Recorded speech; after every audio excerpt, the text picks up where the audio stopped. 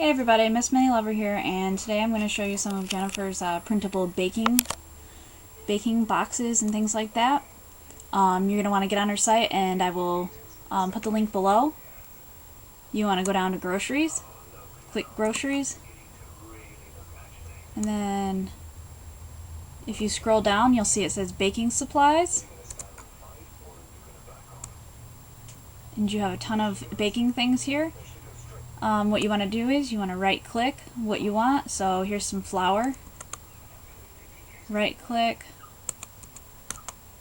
copy, open another program such as Paint or Microsoft Word, right click, paste, and there you have it. And once you do that, you're going to want to print it out. I recommend the paper stuff you print on regular computer paper. And then if you have cardstock, I'd recommend printing on cardstock if you have boxes of things. So she has like TV dinner boxes here. It's just a lot easier to use cardstock because it won't mess up when you're folding it, and it scores really easily, and it gives it a really nice solid finish. So I'm gonna go ahead and print that out. I'll be right back. Hey everybody, I just wanted to point out real quick before I printed these that when you put them in a program, if you click them, you get this box around it. That means you can size it. I've actually resized this one, and this one because I like them just a little bit bigger.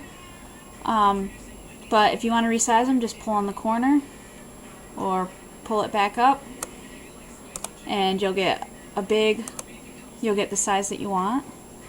Let me just put this down like that. And I'm actually printing out 2 flowers because I want to show you 2 ways that you can display it. I should do it with this domino sugar too, but I decided I'm going to do a chocolate cake scene. I'm not going to do the actual chocolate cake because I think you guys have probably seen enough tutorials with all kinds of cakes, but I can do the scene of, like the mixing part and all that stuff. So let me get to that. So as you can see here, I have a cake mix box from Jennifer's Printables, and I have the flour bag and sugar bag. So the first thing you want to do, I just cut a square so you guys could see it. I cut it out, but before you completely cut it out, take an X-Acto knife and score each part that's going to be folded. So pretty much all the vertical and horizontal lines.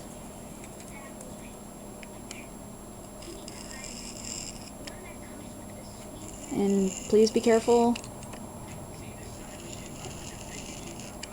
And make sure you, for the younger ones watching this, make sure you have your parents do this. Now that it's all scored, you can finally cut it out.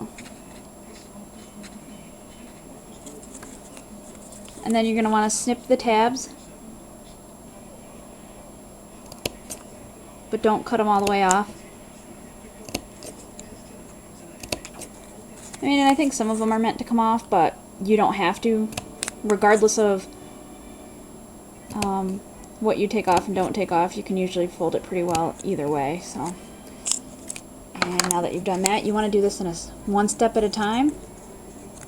Fold your box, and you're going to want to do the sides first. So make sure that you have it cut right and it's folded so it's like that. And then you're going to put a little bit of white glue on one side. Okay, so you're going to want to put the glue on. Whoa! See, this glue runs.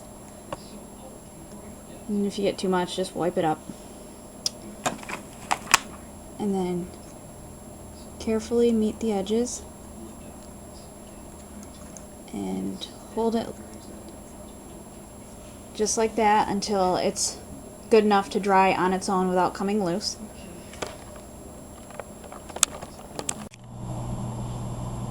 Okay, so that's latched on well enough, and you'll see you have the 2 edges still. Kind of open it up a little bit and fold the 2 inner tabs in, just like a real box. And then maybe you might want to put a little glue on the little tabs on the top, praying that this doesn't There we go, that's a little bit too much, but that's okay. Pull one tab over and hold it there until it's good enough to put another down, and put a little more glue onto this side, and then pull it over so it's just like that, so it's closed, and hold it until it's good enough to stay stuck there on its own. And as you can see, the bottom's all dry and everything. And if you want the top closed, just do the same thing that you did to the bottom, but I think I'm going to keep this open because I want it to look like I took something out. You could even put a piece of like plastic bag or something in there to make it look like there's like an open bag in it or something. So I'm going to put that to the side. I'm going to work on the flower now. Now the flower is a little bit different. This looks like you could fold it into a box, which yes you can, but most people have more roundish bags of flour. So what I do is I take my X-Acto knife and I only score the tops and the bottom flaps. And remember, I had this just on regular computer paper.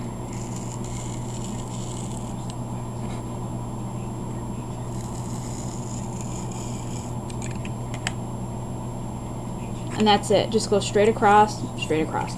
And you just need to cut this out normally. Nothing special. Cut the flaps.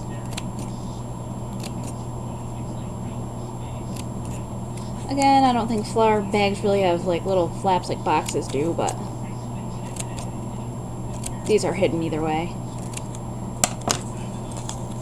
Now, as you can see, we didn't score it, so there's no folds. Now you're going to want to round the bag around and see that there's writing right here. You're going to want to overlap that on the part that doesn't have writing on it once you've put glue on it. So put a little bit of glue on the part with no writing, just like that, and then pull it around and just line it up. Careful, be careful not to overlap the front picture there. And then just hold it there until it's strong enough, until it either dries or it's strong enough to hold itself together until it dries.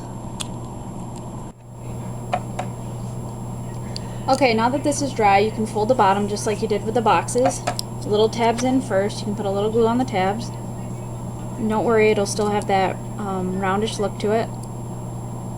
And just pull the tabs down.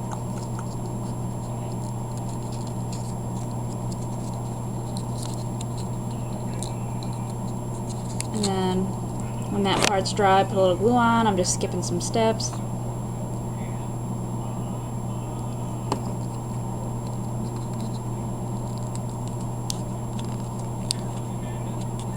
And then if you want, you can just hold it to the bottom of like a flat surface so that it actually stands up in your dollhouse, and then let that dry. Now as you can see, they're both dry. This one's open, or you could close it and add some crinkles. You can add some crinkles to the bags by just kind of ruffling them up a little bit so it looks like it's a bag of flour. And I think I'm going to use this one because it'll look like, you know, somebody was using the flour bag, so you can keep it open, or you can fold the tops over. Doesn't matter, it's your choice. So far we have some flour and a cake box. With the sugar, you're going to want to do the exact same thing that we did with the flour, and it's your choice if you want it opened or closed. Okay, so I have the sugar done. All I did was I cut the top off, and then I took a piece of white paper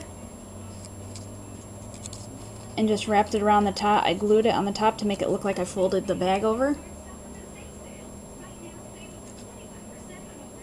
So now that we have all three boxes and bags of cooking ingredients, we can go ahead and start on making some eggs. Now, most of you probably know how to make the eggs, but I'll just show you guys anyways. No big deal. Take some plain old white clay, take a small piece off, and don't make it perfectly round. Kind of, if I can find it, oh, might need a little more clay. Don't make it perfectly round, kind of go back and forth, one round, back and forth, one round, back and forth, and it'll give you that egg shape. It'll give you a nice egg shape. And again, you'll just have to eye it. So you have an egg, and then just keep doing that till you have multiple eggs. So once you've done that, let me put these to the side. Get some of these scraps out of the way.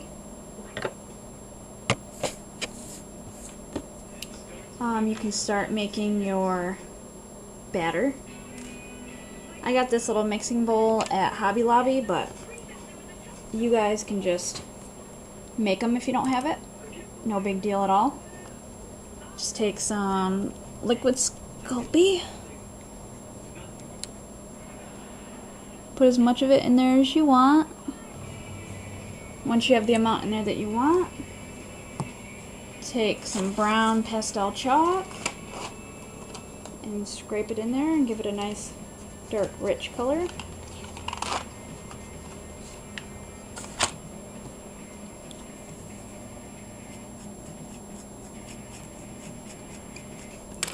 And you're going to want to mix that up.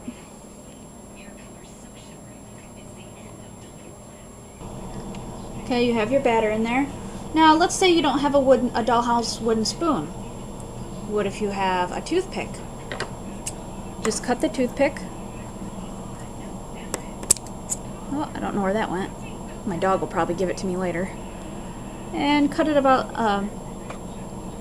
a spoon size, a wooden spoon size. And kind of mix it up into it, get it covered, and just go like that, and no one will ever know that it's not an actual Dollhouse spoon. You could even round the top off with a piece of sandpaper if you want. Also, you could put like an egg on top of it, like you haven't stirred it up yet. Just put a little TLS in there and a little yellow clay egg yolk in there, and it'll look like you cracked some eggs. So let's get everything that we've made and kind of put it together. I like to use cutting boards. And you can glue the bowl to the wooden cutting board. Take the eggs that you made, kind of put it next to it. I have a tutorial on how to make a rolling pin. You wouldn't use a rolling pin for cake, but you never know. Somebody might be making cookies that same day. And then on your table, you can just loosely put these down on there. Your domino sugar. Of course, you need your cake mix here. Let's say that's dumped over or something. What else? Oh, I have this little whisk. Got this from Hobby Lobby too. Just whatever. You can just... I need a bigger table to put this stuff on, but I mean, this is pretty much the way I'd do it. You can take your whisk and dip it in a little bit and make it kind of look neat. Also, I got this cooking book from Hobby Lobby, but you can easily make your own in paint or something. Just put cooking book and print it out and fold it over. So you've got like all this cool cooking stuff. And if you want to make like a little bowl and put some sprinkles in it and just set it to the side, that'd be kind of neat too.